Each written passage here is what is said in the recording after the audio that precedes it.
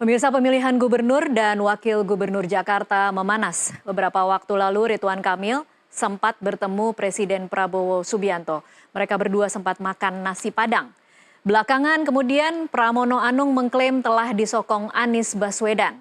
Sekarang anak Abah dan Ahokers atau pendukung Ahok berada di belakang Pramono Rano.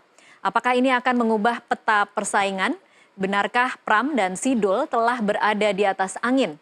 Dalam pekan-pekan terakhir, apa yang mampu mengubah keadaan dan RK Suswono akan rebound? Untuk membahasnya kami telah tersambung dengan Direktur Eksekutif Carta Politika Yunarto Wijaya.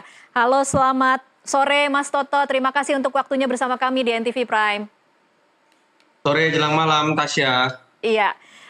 Kalau sebelumnya publik dan para pengamat berspekulasi bahwa Ahokers dan anak Abah itu bersatu, kemarin terkonfirmasi Pram Rano berhasil menyatukan, kalau tidak terlalu berlebihan mengatakan mendamaikan anak Abah dan Ahokers. Apa tanggapan Anda? Ya, sebetulnya ini bukan peristiwa yang mengejutkan ya, Tasya. Kalau terkait dengan bagaimana dukungan dari Ahok kan kita tahu memang karena satu partai, dari awal juga Ahok akan mengantar pasangan Pram dengan Dul ini ketika mendaftar di KPU.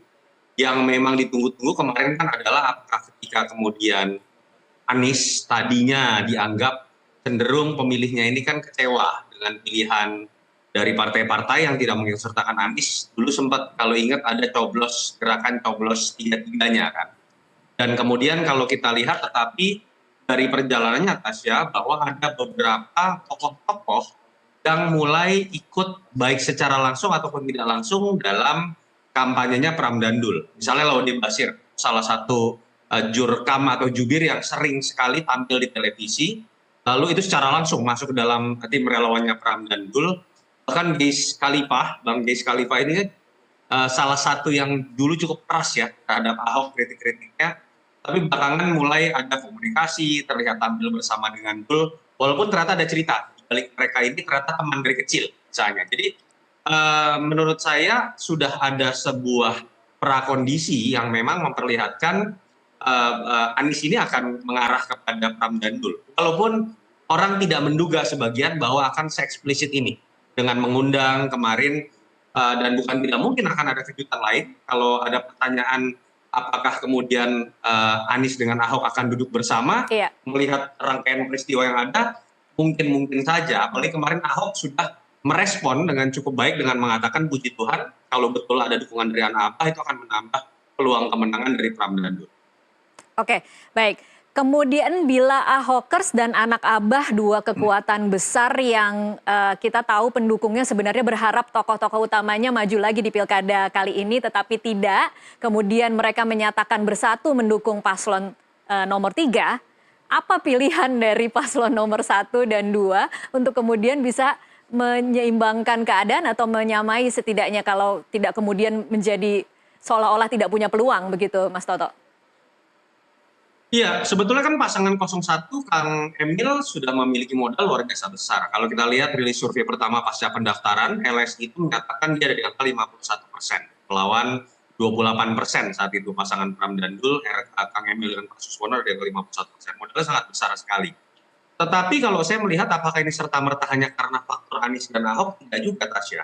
Ada sebuah modal besar dalam perjalanan kampanye yang kalau kita lihat, Kang Emil jarang turun ketika bicara di awal-awal. Belakangan memang Kang Emil saya lihat sudah sering turun ya ke masyarakat secara langsung.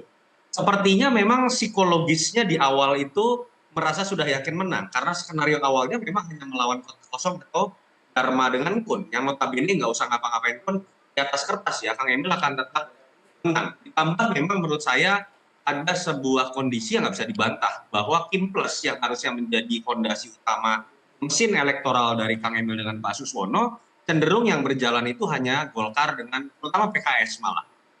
Dan itu terbukti terjustifikasi dalam kampanye Akbar kemarin di daerah Jakarta Barat. Seingat saya hanya Ketua Umum PKS yang hadir. Sementara ketua-ketua umum partai lain tidak hadir. Faktornya penyebabnya apa akan banyak spekulasi. Tetapi penyebabnya salah satunya juga itu. Nah, Kang Emil sepertinya kemudian mencoba mengimbangi dengan membawa nama Prabowo dan Jokowi. Tapi kalau kita lihat kan berbeda. Hanya makan Padang sekali atau sebuah deklarasi, bukan deklarasi ya, Pak Jokowi dalam sebuah video yang mohon maaf sepertinya agak nggak niat yang bikin video juga menyatakan mendukung Kang Emil, artinya tidak sebanding dengan pernyataan sikap yang lebih eksplisit yang dilakukan oleh Ahok dengan Anies, bahkan menyertakan relawan-relawannya untuk ikut kemudian bergerak buat Pram dan Dul. Itu yang menurut saya membedakan efek dari endorsement kedua tokoh besar di balik Kang Emil dengan kedua tokoh besar di balik Pram dan Dul. Oke, jadi pilihan mereka apa dong Mas Toto? Pilihannya Kang Emil itu punya modal besar dengan brandingnya. Branding yang sudah terbangun luar biasa sebagai tokoh nasional, bukan hanya tokoh Jawa Barat. Saya selalu mengatakan dari awal turun ke bawah, turun ke masyarakat. Kalau sekarang sudah dilakukan, Tapi Mas Toto masih kurang ya? Atau waktunya sudah terlalu sempit? sisanya masih ada, tapi saya menyayangkan Kang Emil misalnya malah menonjolkan ketika pertemuan dengan para influencer. Ini masyarakat Jakarta Iya. yang notabene cenderung lebih rasional, cenderung tidak bisa dipengaruhi sekedar oleh influencer, apalagi influencernya yang kita tahu ada di mana-mana. Jadi seperti paket sirkus kalau saya lihat ya teman-teman, seperti Raffi Ahmad dan lain-lain. Iya. Dan ini menurut saya malah bisa jadi sebuah efek bumerang ya, Iya. kalau yang dilakukan seperti itu.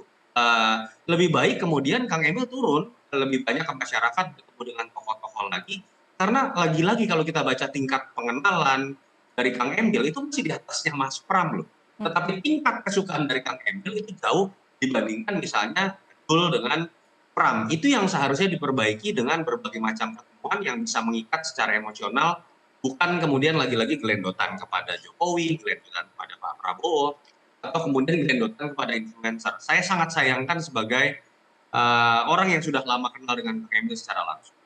Baik, kalau strategi RK semalam yang terlihat lebih menyerang, menurut Anda itu berhasil atau justru gol bunuh diri? Tasya, yang namanya pertandingan di dalam perdebatan, show buat masyarakat kita. Kita harus akui belum menjadi sebuah fit and proper test ketika kita bisa melihat kualitas dari program masing-masing. Faktor emosional sangat berpengaruh lebih besar secara elektoral dalam sebuah debat. Saya melihat ada 2 gol bunuh diri yang dilakukan oleh Kang Emil kemarin. Kita bisa berdebat mengenai mana yang programnya lebih berisi dan berbagai macam kacamata yang kita punya. Tapi sibuk menyalahkan Ahok dan menyalahkan Anies Baswedan, Tanah Abang sepi, zaman Anies Baswedan, Ahok gubernur paling brutal. Buat saya itu adalah 2 kekuatan terbesar yang mungkin punya kelemahan, tapi ketika kemudian Kang Emil masuk pada level ad hominem, menyalahkan sosoknya, menurut saya sebuah blunder besar dari debat yang seharusnya kemarin itu menjadi tema debat yang dikuasai oleh Emil sepenuhnya, karena Emil ini adalah sosok dosen tata ruang yang harusnya sangat menguasai tema debat kemarin, tapi secara emosional saya nggak tahu siapa konsultan politiknya yang melatih debatnya, tapi jelas itu sebuah blunder baik buat pemilih Ahokers ataupun pemilih Riana Abang. Oke, saya ingin kembali lagi ke kata-kata Mas Toto tadi sebelumnya.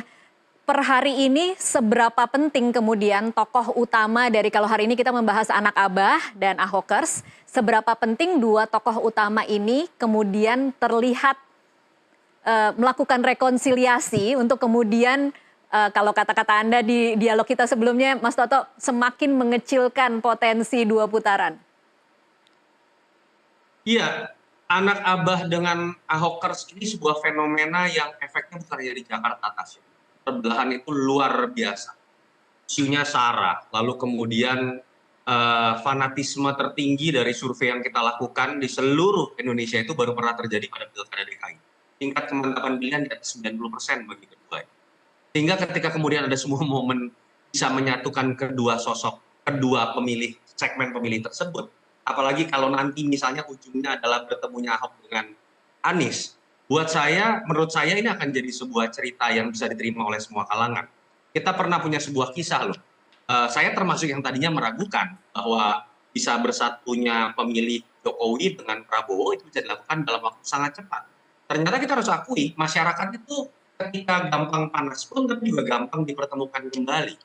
Narasi-narasi sinetron lah ya Tasya ya, bahwa kemudian ujungnya adalah happy ending. Iya. Dan saya pikir ini salah satu cerita yang bahkan lebih ekstrim ketika berbicara mengenai keterbelahan antara pemilih Ahok dan pemilih Anies. Apabila itu betul-betul bisa disatukan, apalagi ada simbol pertemuan keduanya, itu akan jadi daya ledak yang luar biasa. Dan menurut saya bukan tidak mungkin dilihat dari data terakhir SMRC 46%, bisa akan mengarah kepada satu putaran pertarungan pilkada DKI. Oke, sekarang masalahnya adalah apakah Anies dan Ahok akan mau bertemu begitu ya kira-kira Mas Toto? Ya itu mungkin akan menarik ya di sisa waktu kan, kalau kita kemarin ada yang menduga-duga di dalam debat apakah tiba-tiba akan ada kejutan Anies dengan Ahok untuk menemani, ternyata tidak. Tapi ada misalnya sebelahan tuh saya lihat ada Ima, staf susnya Ahok yang sekarang jadi wakil ketua DPRD, dengan Bang Gis Khalifah. Itu dua-duanya lingkar satunya Ahok dan lingkar satunya Anies. Anies. Ya. Kalau mau sedikit berspekulasi, bukan tidak mungkin loh akan mengarah kepada pertemuan antara Ahok dengan Anies. Saya tidak tahu apakah momen di kampanye Akbar, apakah momen lain seperti dilakukan pada saat Anies mengupload misalnya. Tapi kalau itu terjadi memang daya ledaknya akan luar biasa. Apakah hanya akan bagus buat Pram dan Nul? Tidak. Buat Anies dan Ahok pun itu sebuah nilai plus ketika kita tahu mereka akan dilihat betul-betul sebagai seorang negarawan. Walaupun levelnya masih cagup ya, pertarungan mereka antar cagup, tapi persatuan di antara kedua orang ini akan menjadi sebuah nilai positif juga bagi keduanya apabila benar-benar terjadi. Untuk Ahok mungkin ini bagian dari kerja partai ya, tapi kalau untuk Anies apa kira-kira untungnya Mas Toto? Buat Anies kan biar bagaimanapun, dan buat Ahok ya, ada sisa dari segmen tertentu yang tidak bisa menerima kedua sosok ini. Ungkapan-ungkapan negatif dari sebagian pemilih Ahok terhadap Anies kan masih muncul. Ungkapan-ungkapan negatif juga terhadap Ahok dari pemilih Anies masih ada. Sehingga ketika keduanya kemudian bisa menyatukan dalam sebuah momen pilkada atas sebuah isu mengenai Jakarta yang lebih baik dan melupakan masa lalu, saya pikir keduanya akan dilihat sebagai sosok yang lebih dari sekedar orang yang dicintai oleh pendukungnya saja. Tapi mereka sudah melampaui isu-isu keterbelahan, isu SARA akan terhapus dengan sendirinya ketika keduanya sudah bersalaman untuk melupakan masa lalu yang sempat membelah masyarakat Jakarta. Menurut saya dari sisi image akan jadi modal yang baik buat Ahok ataupun Anies. Happy ending untuk permasalahan Jakarta ya kira-kira kalau misalnya kemudian bisa terjadi.